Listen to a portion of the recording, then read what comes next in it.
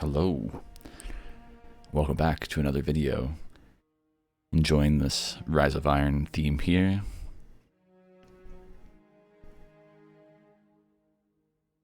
Continuing on our reading of the Destiny Grimoire Anthology Volume 2.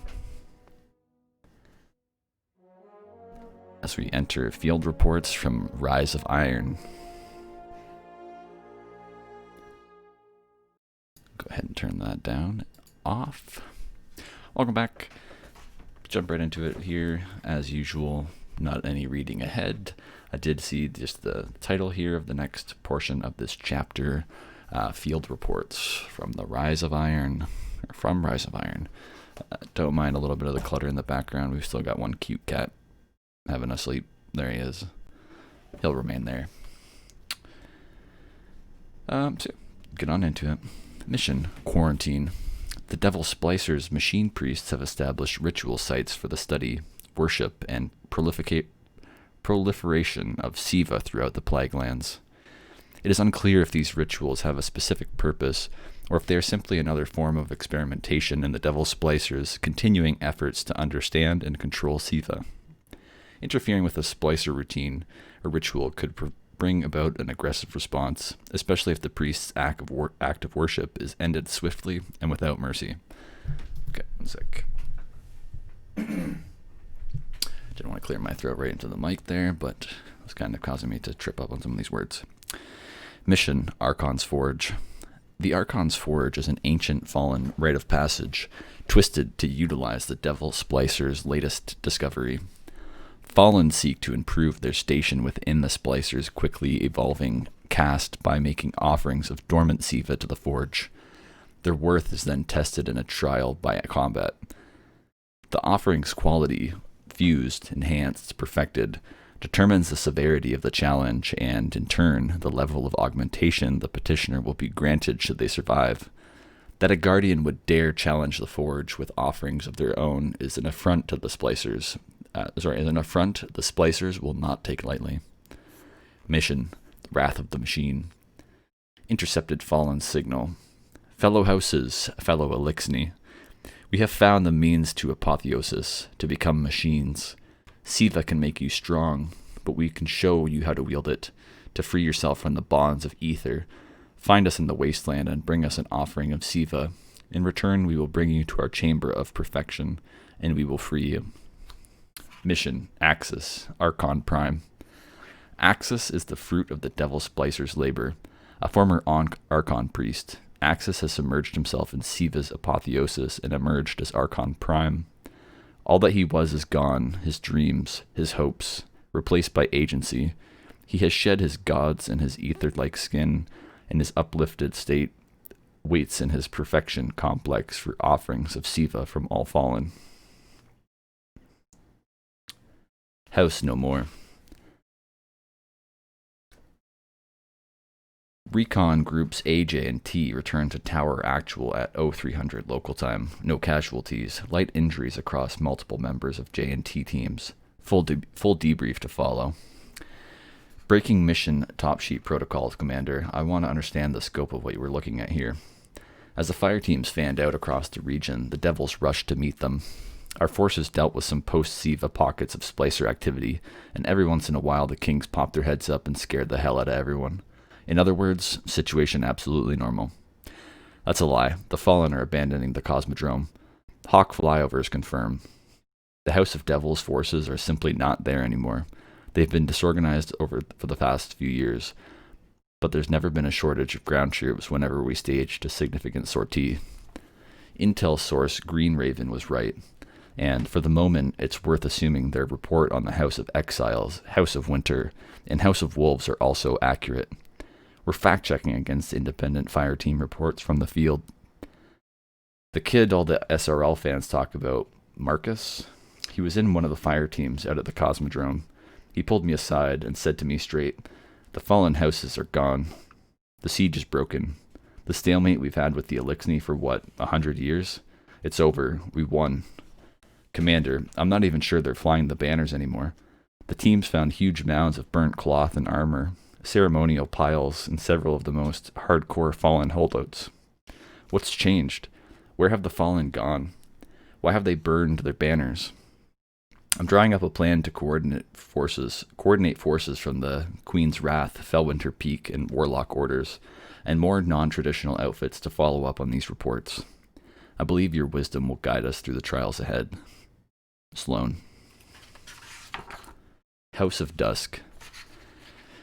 The betrayer prince spoke the words of the last Kell, and the fallen burned their banners. A dreg watched his people die in piles of red, blue, and green. The last of the Elixni were scraps of cloth alight in bright tongues of flame. Rain and scar and stone were dust. The kings bent the knee. The exiles knew nothing but hate. Too many devils rejected the way of ether to embrace the hateful red cloud that twisted and shaped them. The wolves were lost with their Kell Queen. Winter was as silent as snow. There was no judgment. The Dreg remembered the stories of the Elixni, how proud his people had been eons ago. They explored the stars. Their catches landed on many worlds and claimed them for their own.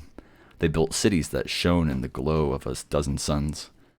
Then the great machine came. It offered everything, and it took more. It disappeared in a whirlwind, and it left despair and ashes. The shining cities fell. His people had followed the great machine across the universe, beseeching it to see them once more. They had tried again and again to take it from its hateful new children, but it would not speak to them. Cold ether hissed where once there had been warmth. Now the banners were burning. The Dreg looked up at the night sky, brilliant with stars, but saw only the space between. It was beautiful. The fallen would have no more Kells. Only the lowest of the low could lead them. They would scavenge and steal and claim the scraps that were their due. Their banners would fly the symbol of the space between. There was no light for the Elixni, only dusk. Baron of Shanks. And a little bit of associations. Emperor Callus, Leviathan, Menagerie, Fallen, Secrus, Shadow of Callus. It is the eve of our mission to end the life of Dominus Gull. The shadows are ready, but my Kell Callus, ever mindful, demands one more record for posterity. This is a story I have told him over and over. He has cried laughing at it. I do not share his love of it, but he is my Kell, so I shall tell it one last time. Before I was a shadow of Callus, I called myself Baron. Of what? Of nothing, really. I am not special among my people. My generation was born of the whirlwind. We are, all of us, misers. And misers learn very quickly to show strength or die. Even false strength is better than nothing. So I was a Baron of Shanks. My specialty was and is the design and armament of Shanks. My house and I made our den at the edge of the system. We hoped to be as far from the war against humanity as possible. It found us anyways, or rather, he did. The Saint, the violent king of humanity's last city, the fiercest of all those called Titan, along with 5 other lights, they attacked our settlement in the night and razed it in a matter of hours. The Saint was on what his people call a crusade. He hunted all Elixni across the system, and today it was our turn. By the time I was awake, I was one of the last few left.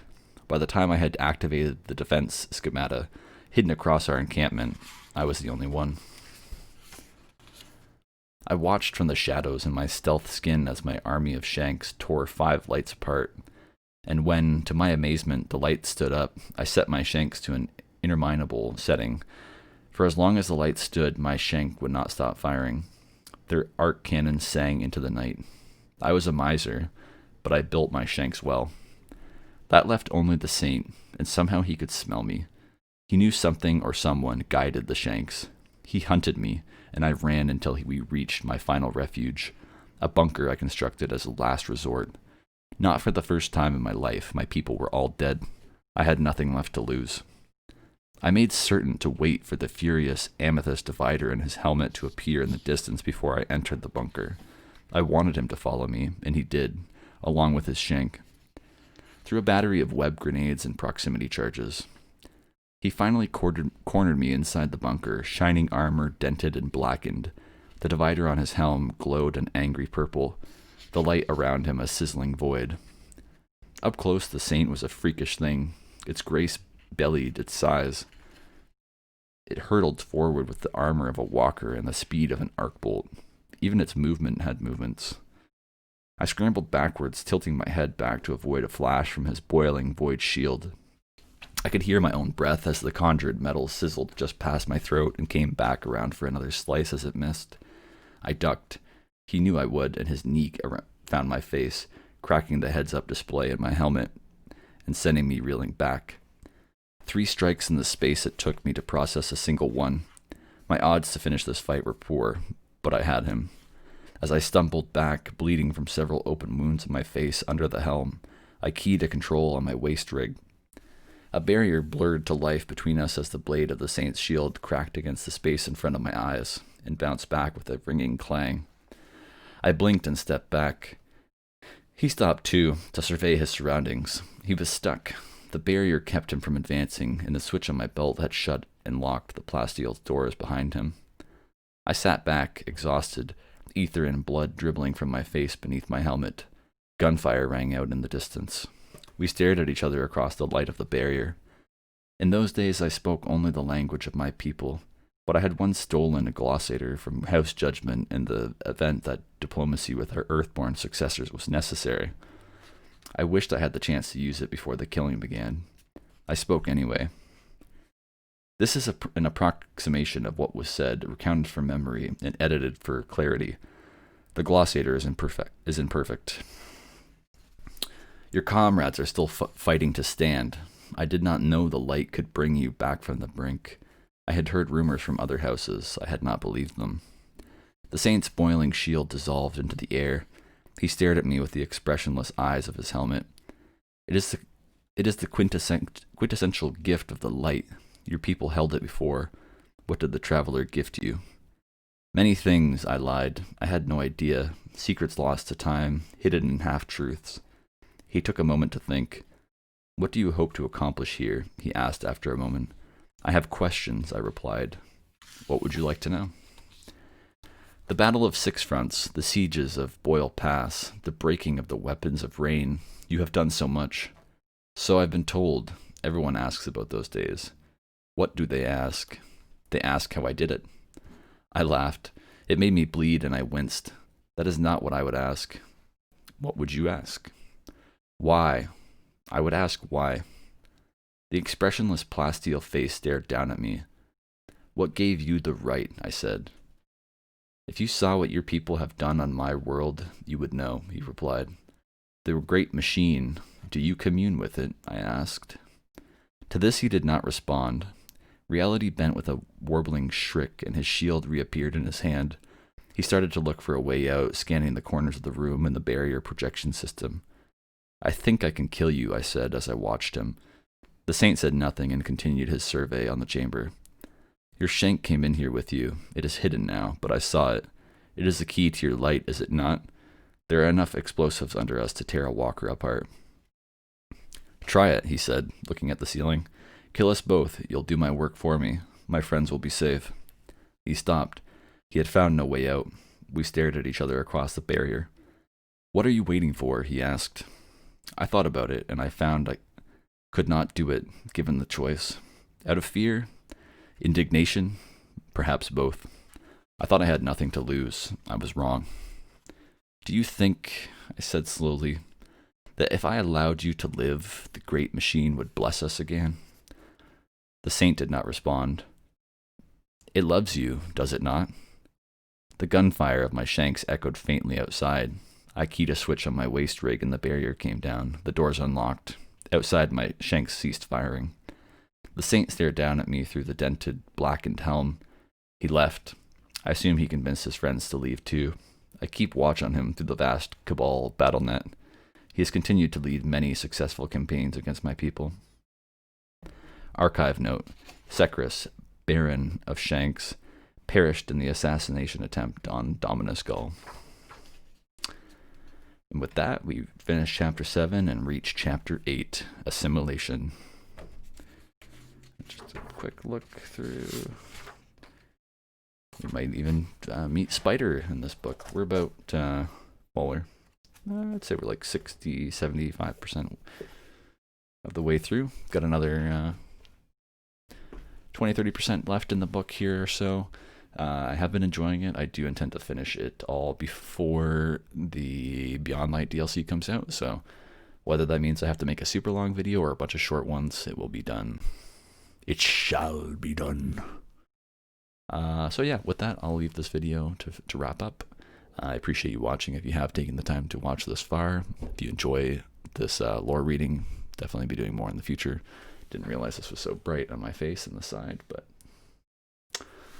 such is life. Anyways, thanks for stopping by, and as always, stay safe.